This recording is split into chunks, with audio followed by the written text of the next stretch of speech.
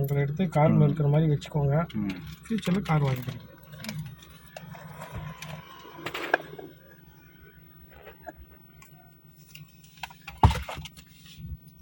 நான் சொல்லி கொடுத்ததுக்கப்புறம்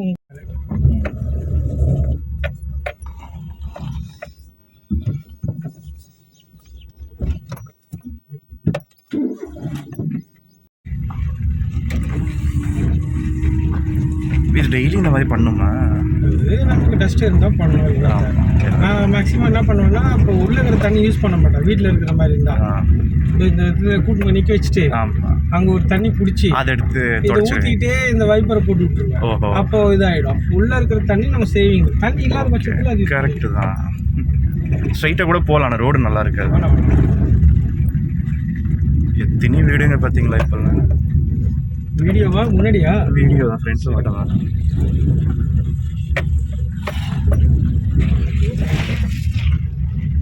ஆனால் வந்து யாரோ ஒருத்தன் வந்து யூடியூப்பில் சொல்லிகிட்டு இருந்தான். அவர் வந்து டாக்டராக இருக்கார், என்னன்னு தெரியல, ஃபாரினில் இருக்கார் போல். எல்லோரும் கார் வாங்குங்க, காரு தான் சேஃப்டி. நம்ம ஊரில் ரோடு எப்படி இருக்குது பார்த்தீங்கல்ல, நம்ம ஆளுங்களுக்கு மரியாதை கூட இல்லை. செத்து போனால் 2 லட்சம் தான் வந்து இழப்பெடுத்துருவாங்க. அதனால் எல்லாம் கார் வாங்கி காரில் சேஃபாக போங்க. காரில் வந்து தடிக்க விட மாட்டாங்கல்ல. இப்போ ஒருத்தர் வந்து பைக்கில் போய்கிட்டே இருந்து பள்ளத்தில் இறக்கி பைக்கில் விழுந்து ஆக்சிடென்ட் நிறையா ஆகும். அப்படியே வந்து மூஞ்சே வந்து உள்ள கீழே விழுந்து பேந்துருச்சு. அதுக்கு வந்து அவர் சொல்கிறார், ஏங்க கார் வாங்குறதுன்னு சும்மாவா? கார் மெயின்டெனன்ஸ் கம்மின்னு சொல்கிறாரு அவர். கார் மெயின்டெனன்ஸ்லாம் கம்மி தாங்க. நான் 7 வருஷமா டெஸ்ட் வச்சிருக்கேன். ஆமாம், இல்லை பட் ஆனால் இருங்க, நான் பிளாட்டினா ஒரு லிட்டருக்கு ஏனிங்க சொல்லிட்டேன். அதோட நான் ரொம்ப கம்மி. ஆமாம், அப்படி இருக்கப்ப எப்படி கார் வச்சிருக்கீங்கன்னு எனக்கு தோணுச்சுங்க. அப்படின்னா இல்லை, கார் வச்சிருந்தா நான் லோக்கல் கடையில் கொண்டு போயிட்டு என்ஜின் ஆயில் மட்டும் வாங்கிடுன்னு வச்சுக்கோங்க. ஓகே, என்ஜின் ஆயில், இந்த கூலண்ட், அது எதுன்னு அது வருஷம் 50 கிலோமீட்டருக்கு ஒரு முறை, 16 கிலோமீட்டருக்கு ஒரு முறை வந்து பார்த்தீங்கன்னா என்ஜின் ஆயில், ஒரு கூலண்ட்டை டாப் ஆஃப் ஒரு மூடி எக்ஸ்ட்ரா ஊற்றணும், பிரேக் ஆயில் ஒரு மூடி எக்ஸ்ட்ரா ஊற்றணும். இதெல்லாம் உங்களுக்கு காரை பற்றி தெரியுது, நீங்கள் ஹேண்டில் பண்ணிக்கிறீங்க. வாங்கி கற்றுக்கிட்டேன். பட் ஆனால் எனக்கு என்ன, கற்றுக்கலாம். 1 லிட்டர் பெட்ரோலுக்கு 74 கிலோமீட்டர் கொடுத்துருச்சு. 350 ரூபா கொடுக்குறேன். அது ஓகே ஜி. நான் பிளாட்டினா 1 லிட்டர் பெட்ரோலுக்கு 74 கிலோமீட்டர் கொடுத்துச்சு ஆரம்பத்தில். இப்போ அதே வண்டி வந்து இங்கே வந்து பூக்கடைலாம் இருந்தது, இப்போ அதை எடுத்துட்டாங்க. அப்புறம் மீட் பண்ணிடுவீங்களா? பண்ணிட்டேன்.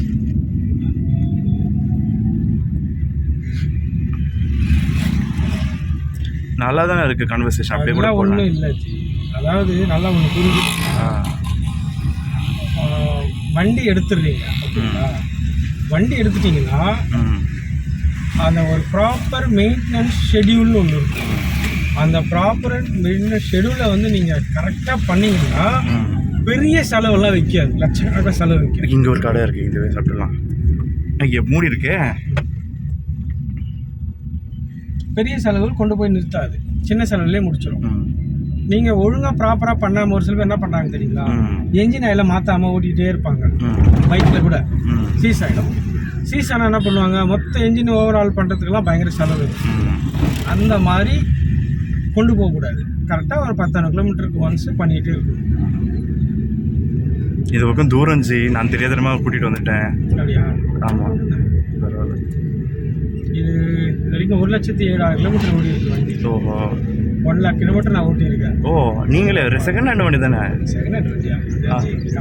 புதுசா? நீங்கள் புதுசாக வாங்கினீங்க? செகண்ட் ஹேண்ட் வண்டி ஃபஸ்ட்டு எடுத்து 8 மாதம் ஓட்டி கற்றுக்கிட்டு அந்த 30,000 ரூபாய்க்கு வாங்கின வண்டியை எக்ஸ்சேஞ்சு போட்டுட்டு இது புது வண்டி எடுத்தேன். நான் கொஞ்சம் ரஃபாக ஓட்டுறேன். ஆனால் ஏன் இப்படி இருக்கு வண்டி? ஏன் இவ்வளோ கேவலமாக வச்சுருக்கீங்க? அது சுற்றுறான்ல, கேவலமாக இருக்குன்னு இல்லை. அது முன்னாடி இருக்கிற பம்பர் வந்து பார்த்தீங்கன்னா பெயிண்டிங் ஒருத்தங்கிட்ட விட்டேன், அவன் சரியாக பெயிண்ட் அடிக்கல. நான் செகண்ட் ஹேண்ட் வண்டியாக தான் இருக்கும்னு நினச்சேன் ஜி. நீ உங்கள் வண்டி கண்டிஷன் பார்த்து. இங்கெல்லாம் ஒரு வீடு கூட இருக்காதுங்க. முன்னாடியெல்லாம் எங்கே பார்த்தாலும் வீடாக இருக்குது பாருங்கள். இங்கெல்லாம் வந்து வீடு வருமானே டவுட்டாக இருக்குது. எப்போ வந்து செட்டில் ஆனீங்க இந்த ஏரியாவில்? 2019 குடி வந்தேன். ஆனால் நான் இதை பார்க்க வந்து கன்ஸ்ட்ரக்ஷன் ஆரம்பித்தது 2017. வாங்கி போட்டது மனையை வாங்கி போட்டது மனையும் அப்போ தான் ஜி. நான் வந்து முன்னாடியெல்லாம் வாங்கி போடல. ஓ, அப்பயே வாங்கி அப்போவே. இங்கே பாருங்களா, இதெல்லாம் எத்தனை வீடு. பில்டருக்கு நல்ல ப்ராஃபிட் இருக்குங்க இந்த மாதிரி எல்லாம் கட்டி விட்டா. ஜப வீடு ஜப மனையா. இங்கே பாருங்களா எவ்வளோ பெரிய கடை வச்சுருக்காங்க. இங்கே இருக்க இங்கே இருக்கும்னு நினைக்கிறேன் பொண்ணு. இல்லை சார். ஆடா வாங்கடா, ஞாயிற்றுக்கிழமையில் இங்கே தான் ஜோசியம் பார்க்கணுன்னு இருக்கேன். அதான் சும்மா ஏமாத்து வேலை. அப்போ நீங்கள் தான் சொன்னீங்க, யாரும் சொன்னாங்க ஜோசியம் பாருங்கன்னு. ஜோசியம் நாங்கள் சொல்லுவோம். ஓ, நேற்று முஸ்லீம் ஸ்டூடெண்ட்டு அதெல்லாம் கிடையாது. அந்த ஸ்டூடெண்ட் வந்து கர்மா இருக்குங்கன்றாரு. ஏங்க நீங்கள் இஸ்லாமிக் ரிலிஜனில் பிறந்துட்டு கர்மா இருக்குன்றீங்க, இதெல்லாம் வந்து வினை எல்லாருக்கும் காமன். இல்லை எனக்கு ஆச்சரியமா இருக்குதுங்க அப்படின்னு. அதுவும் இல்லாமல் ஜோசியம் போய் பாருங்க நண்பா, கண்டிப்பாக ஒரு நல்ல பொண்ணாக கிடைக்கும். ஜோசியத்தை போய் பாருங்க, நல்ல ஜோசியராக பாருங்க, அவர் சொல்றது செய்யுங்க, நல்லா நடக்கும்னு சொல்றாங்க. அவரு உனக்கு கல்யாணம் ஆகல அதனால கர்ம வினைன்னு சொல்லியிருப்பாரு. அதுதான் சொல்றேன். நான் என்ன சொல்றேன், நான் சொல்லிடுறேன்.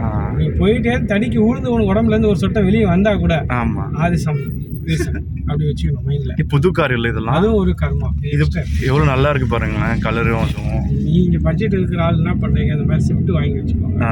செலவு கம்மி. 1200 சிசி, இது 800 சிசி தான் வருது. ஓஹோ, அப்ப அது கொஞ்சம் ஃபாஸ்டாவும் போகும். மைலேஜும் 20 கிலோமீட்டர் ஷூரா கொடுத்துரும் 1 லிட்டருக்கு. ஆமா. ஏங்க புது வண்டியே 20 தான். டிசைர் புது வண்டிலாம் கம்மியாக இருந்துச்சு கொடுக்கும். பழக தான் அந்த மோட்டர்லாம் பிஸ்டன்லாம் சுத்த ஆரம்பிச்சதுக்கு ஏங்க பைக் எனக்கு புதுசா இருக்கப்ப தாங்க நல்லா கொடுத்துச்சு, இப்பதாங்க கம்மி ஆயிடுச்சு. அந்த அர்த்தம் இல்லை. ஃபர்ஸ்ட் பிஸ்டன்ல கொஞ்சம் ஃப்ரீ ரொட்டேஷனுக்கு வந்த பிறகு ஆமா மைலேஜ் ஏற்றி கொடுக்கும். இங்கெல்லாம் பாருங்க ஃபுல்லா ஏதோ குவார்டர்ஸ் மாதிரி வச்சிருக்காங்க. அப்புறம் 24 கொடுக்கலாம் மேபி காரு. மாருதிலாம் இப்போ வருது நல்ல ஒரு மைலேஜ்.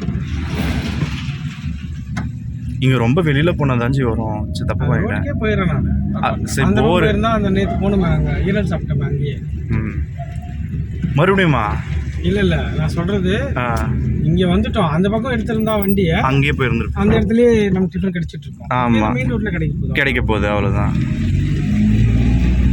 இப்போ நான் வீட்டுக்கு போயிருந்தா எத்தனை கிலோமீட்டர்? ஆமா, இல்ல உங்களுக்கு பெட்ரோல் வேஸ்டா போகுதுன்னு பாக்குறேன். செலவாயிருக்கு. ஆமா, கிடைக்கலாம் பரவாயில்ல.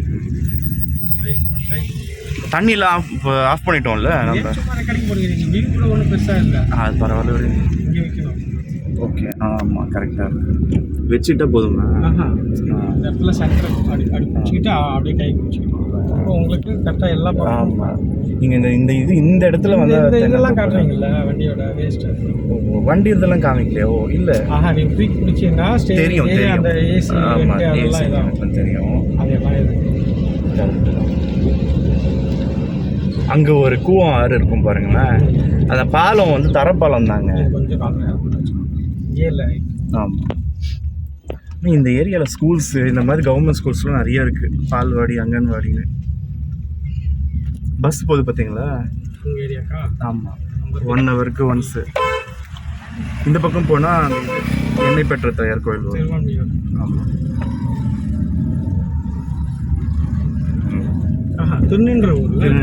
திருவான்மியூர் எங்கே இருக்குது? ஐயோ, பீச் கிட்ட இருக்கு. ஆமாம், என்ன ஒரு கடை கூட இல்லை.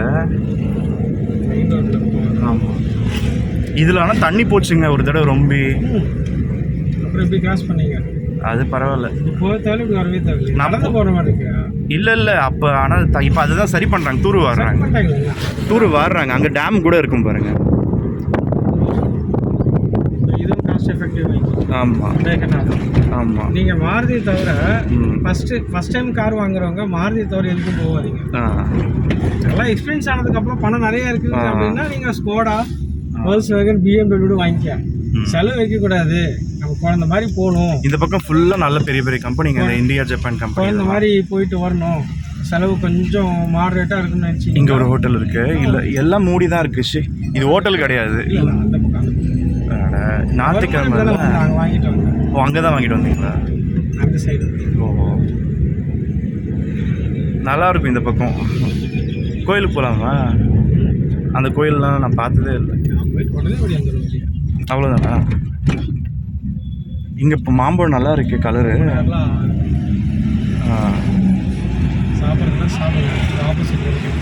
எங்க? ஆமாம், இங்கே நான் சாப்பிட்ருக்கேன், நல்லாயிருக்கும்.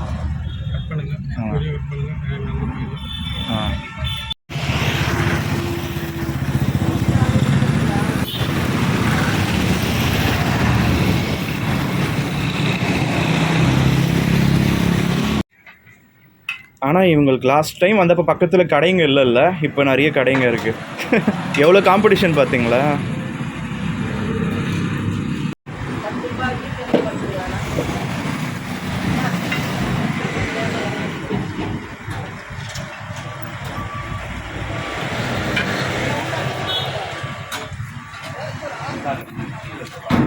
ஏற்பாடுக்கு அது எதை இருந்தாலும் போட்டு எடுக்கிறது.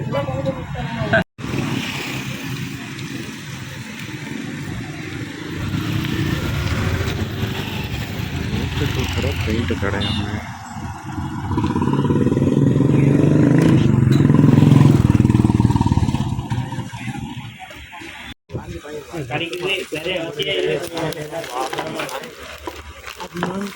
இது 190, இது 50 ரூபா. 190, 240. வச்சுக்க இருக்கா? இங்கே த்ரெட் டைப் இருக்கா? ஆமாம். இல்லை நான் இது எடுக்கிறேன். இதை போட்டுருவாங்க. இதை போடுவாங்க. இதெல்லாம் பிளாஸ்டிக் எதுவும் ஆகாது.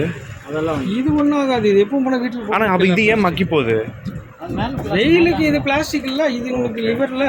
ஆமாம், இந்த லிவர் உனக்கு ரொம்ப ஸ்ட்ராங்காக இருக்கும். சரி, ஓகே. என்ன பண்ணலாம்? அது செவுத்தில் உனக்கு அடித்த பிறகு உனக்கு இந்த இடத்துல பைப்பில் கிளாம்ப் வரும். லைஃப் வரும். இது லைஃப் வரும். இருக்கட்டும். இது பார்த்து போடுங்க. பில்லு ஆச்சு காட்டினதுக்கப்புறம் எனக்கு தான் ஐடியா வரும் எங்கே பெண்டு போ வரும்னு. 3 அடி 10 மேலே என்ன அர்த்தம்? இது என்ன? இது நம்மளுக்கு இல்லை, இது கடைக்காரருது. இல்லை அது அந்த இதோடது போல. என்ன பல்காக வருமா? பார்த்து போடுங்கண்ணா ரேட்டு.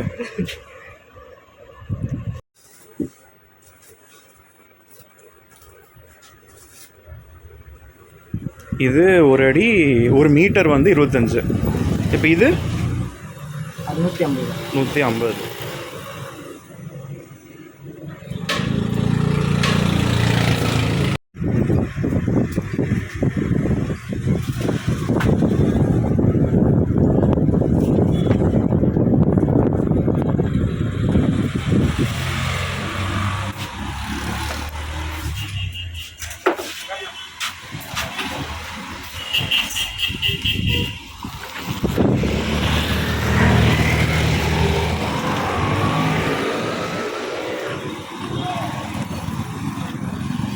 நல்லது. ரிஜெக்ட். இது 200 ரூபா. காட்டுங்க. இது 150, இது 375. இப்போ இதெல்லாம் சேர்த்து எவ்வளோன்னு தெரியல. இது ஒன்றே 580 ரூபா ஆயிடும் போல். 1000 ரூபா. இது மட்டுமே 1000 ரூபா இல்லை, அதை தாண்டி இதெல்லாம் தனி.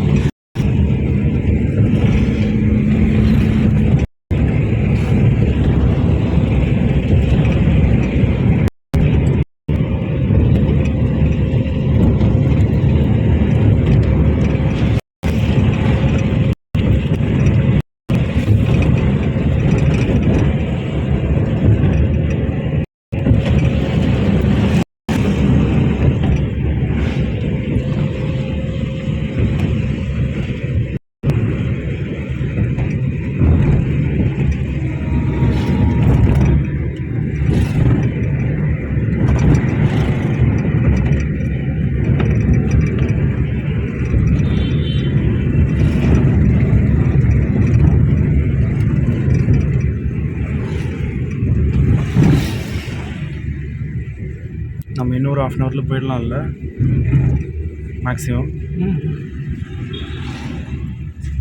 நல்ல பெரிய பிரிட்ஜ் பாருங்களேன். ரொம்ப நாள் கழிச்சு இப்போ தான் முடித்தாங்க.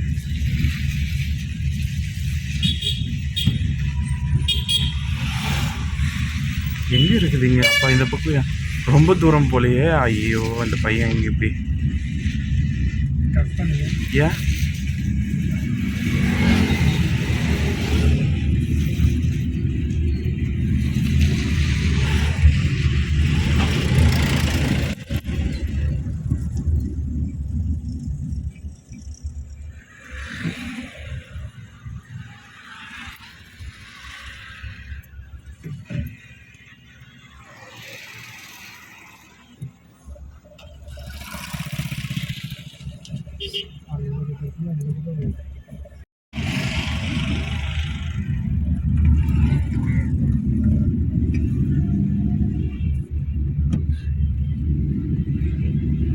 வெயிலுக்கு ஃப்ரெஷ் ஜூஸ் ஏதாவது குடிக்கலான்னு பார்த்தா அங்கே குடிச்சிட்டு கூட வந்திருக்கலாம்ல. ஆனால் குடிச்சா நீங்கள் சாப்பிட மாட்டீங்க. எனக்கு அங்கே வந்து ஏன் சாட்டிஸ்ஃபை பண்ணலாம். கரெக்டு. உட்காந்துருவேன். ஆமாம்.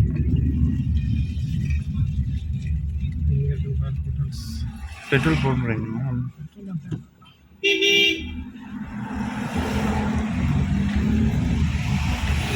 இங்கே உங்களுக்கு தான் கடை இல்லை, எனக்கு கடை இருக்கு, நிறைய இருக்கு, நான்வெஜ் இருக்கு. சரி சாப்பிடுங்க, நீங்கள் போங்க. இல்லை பார்சல் தான், அதான் என்ன பண்ண போகிறோம். திறந்துருக்காங்களான்னு தெரியல. ஆமாம்.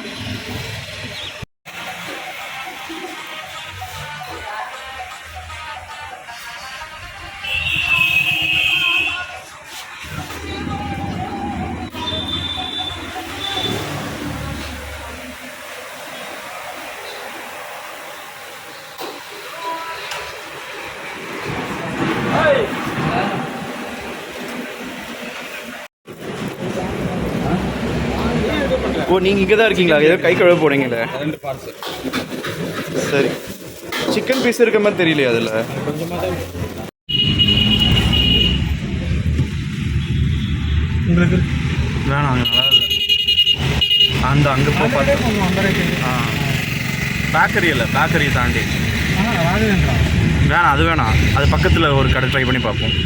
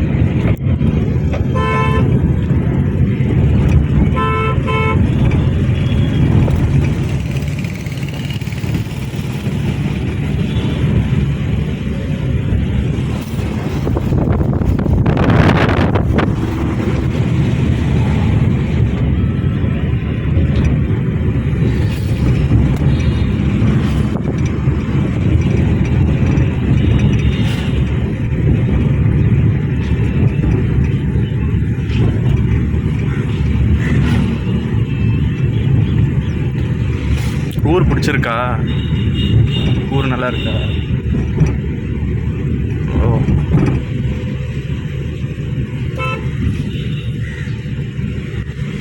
இங்கேயே இருந்திருக்குங்க பிரியாணி. கண்ணுக்கு தெரியலையா? பார்த்துட்டு இல்லை இல்லை, நான் நீங்கள் எனக்கும் சேர்த்து பார்த்தீங்க போல் வெஜ்ஜுன்றதுனால. எனக்கு அந்த ஐடியாலாம் இல்லைங்க. நான்வெஜ் அதெல்லாம் அந்த நேரத்துக்கு போகணுமா, ஏதோ ஒன்று சாப்பிட்டோமா, வீட்டுக்கு போகணுமா.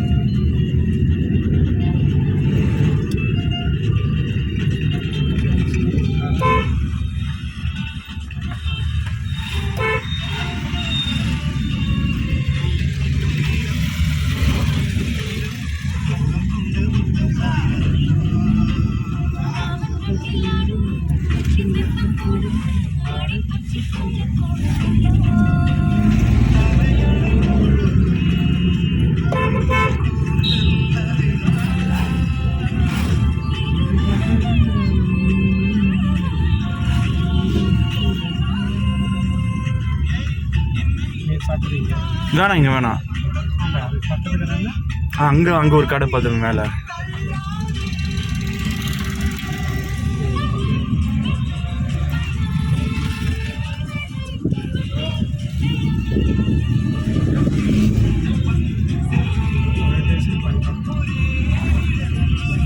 இந்த இதில் நீங்களும் குடிக்கிறீங்களா? போதும்.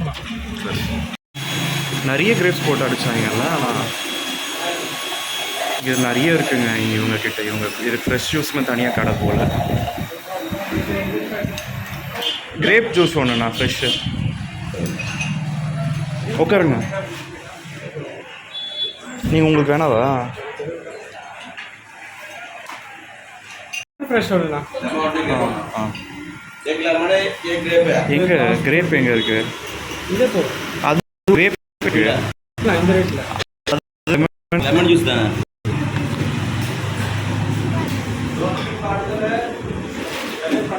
கிரேப் எங்கே? சுகர் கொஞ்சம் குறைச்சி. கிரேப் 50.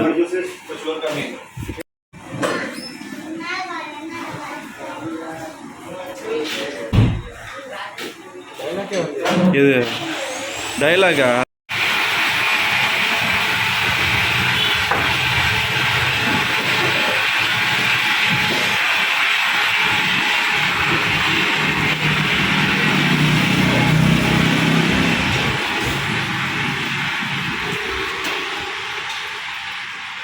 வாங்க.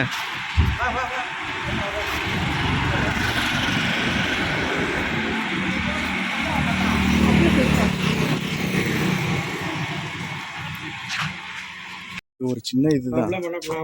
இல்ல இல்ல அப்படி கிடையாது. நான் இது மட்டும் நான் எடுத்துட்டு அதுக்கப்புறம் சார்ஜில் போய் சார்ஜ் போட்டுட்டு வந்துடுறேன். The next day. இந்த டேங்க் வந்து 5 வருஷமாக க்ளீன் பண்ணப்போ ரொம்ப கஷ்டப்பட்டுட்டேன். உள்ளே இறங்கவும் முடியாது. வெளியில் இருந்துக்கிட்டே இந்த மாப்பு வந்து யூஸ் பண்ணி நான் அதை க்ளீன் பண்ணேன். ரொம்ப சிரமப்பட்டு நான் டைம் வேஸ்ட் பண்ணி நான் வந்து பண்ணியிருந்தேன். அதுக்கப்புறம் பார்த்திங்கன்னா இந்த ப்ளம்பிங் ஒர்க்கும் வந்து கம்ப்ளீட் ஆச்சு. ஸோ அதே போல் இந்த மொட்டை மாடி பூரா பார்த்திங்கன்னா மண்ணாக இருந்துச்சு. அதை பூரா வந்து தென்னந்தொடப்பம் வச்சு கழுவி கிட்டத்தட்ட 1.5 டேங்க்கு கிட்டத்தட்ட 750 லிட்டர் தண்ணி ஊற்றி கழுவி மறுநாள் வந்து பார்க்குறப்ப இந்த மாதிரி இருக்குது. ஸோ ஒரு நாள், அதாவது ஒரு பாதி நாள் வந்து இதுக்காகவே வீணாக போச்சுன்னா பார்த்துக்கோங்க.